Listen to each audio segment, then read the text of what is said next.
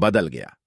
Railway reservation period अब 120 दिन पहले नहीं कर पाएंगे आरक्षित टिकटों की बुकिंग।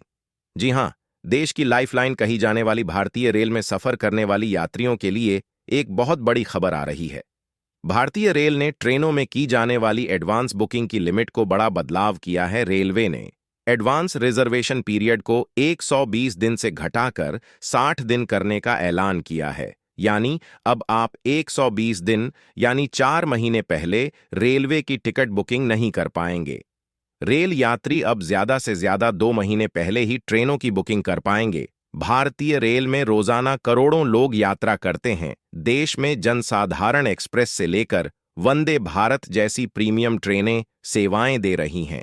आमतौर पर किसी खास काम के लिए लंबी यात्रा करने वाली यात्री यात्रा की तारीख से 4 महीने पहले यानी 120 दिन पहले ट्रेन में अपनी सीट बुक कर लेते हैं ताकि उन्हें कंफर्म सीट मिल जाए और बाद में भीड़ से बच जाएं।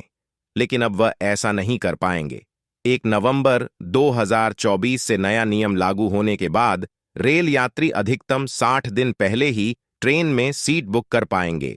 1 नवंबर 2224 से ट्रेनों में एडवांस रिजर्वेशन की मौजूदा लिमिट 120 दिनों से घटाकर 60 दिन कर दी गई है और बुकिंग भी इस नए नियम के अनुसार ही की जाएगी।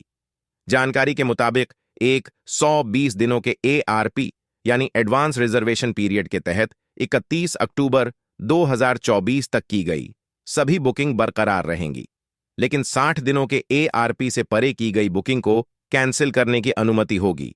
इसका मतलब यह हुआ कि आप 31 अक्टूबर 2024 तक 4 महीने की एडवांस बुकिंग कर सकते हैं। हालांकि 60 दिनों के एडवांस रिजर्वेशन पीरियड के इतर की गई बुकिंग को रद्द करने की अनुमति दी जाएगी।